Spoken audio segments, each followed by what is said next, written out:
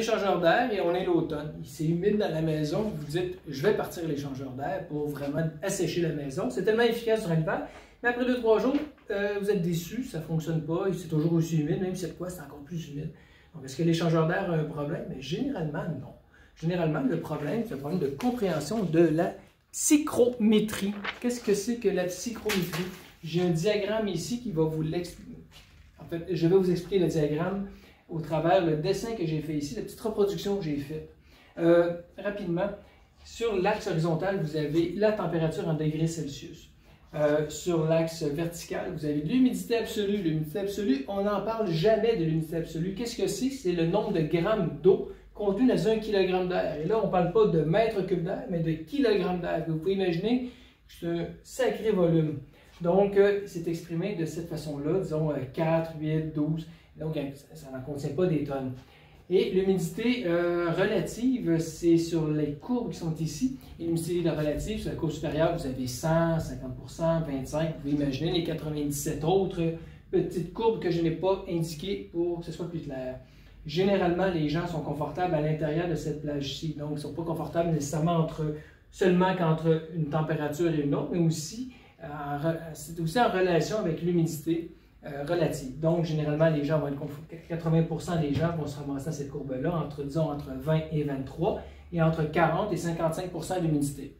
Vous vous retrouvez probablement là-dedans. Qu'est-ce qui arrive l'automne? C'est particulièrement humide dans votre maison. Disons que vous vous retrouvez dans cette situation-ci.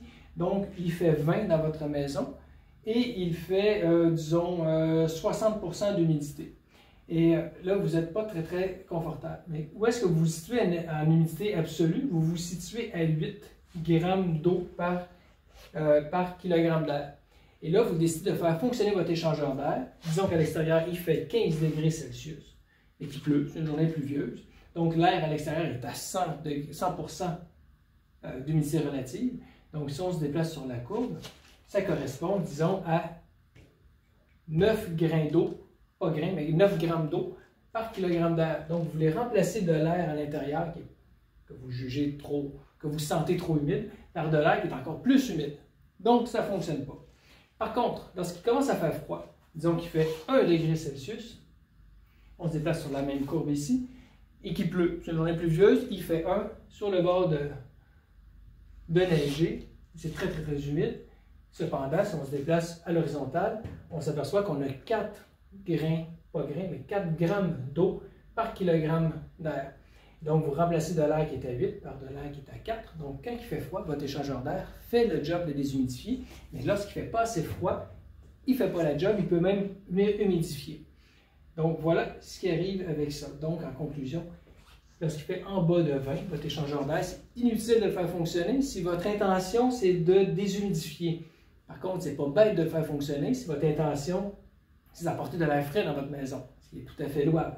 Donc, sachez que lorsque vous faites fonctionner dans cette plage-là, ce n'est pas dans le but de déshumidifier. Qu'est-ce qu'on fait maintenant? C'est quand même humide, c'est quand même très désagréable dans la maison parce que, disons, vous vous situez ici, mais vous pourriez décider de chauffer un petit peu. Donc, en vous déplaçant, en chauffant, vous allez passer donc de 20 à 22. Qu'est-ce qui arrive? Vous allez entrer dans la plage dans la plage de confort, là où généralement les gens sont bien. Vous pourriez décider de chauffer. Vous n'êtes pas brûlé de l'humidité, c'est un mythe, vous ne brûlez pas d'humidité, vous restez toujours à 8 grammes, cette humidité-là, elle ne se brûle pas. Mais vous restez toujours à 8 grammes, vous avez chauffé, vous êtes plus confortable, vous êtes à l'intérieur de la plage. Mais si vous étiez vraiment à l'extérieur de la plage, vous étiez ici, donc ni chauffer, ni refroidir, viendrait vous aider à rentrer dedans. Ce qu'il faudrait faire, c'est vous acheter un déshumidificateur ou un petit déshumidificateur portatif que vous trouvez dans les quincailleries et vous allez retirer tout simplement de l'eau à l'air. Donc, vous allez passer, disons, de 9 ou 10 et vous allez revenir à 8 ou 7 et vous allez revenir à l'intérieur de la plage ici et là, vous allez être confortable. J'espère que cette vidéo est utile. J'espère que vous comprenez pourquoi votre échangeur d'air est efficace, très efficace l'hiver, mais moyen, pas vraiment durant les entre-saisons comme l'automne et le printemps. Si vous avez aimé cette vidéo-là, encouragez-moi en mettant un petit pouce dans les airs et je vous remercie. Venez nous voir. Merci.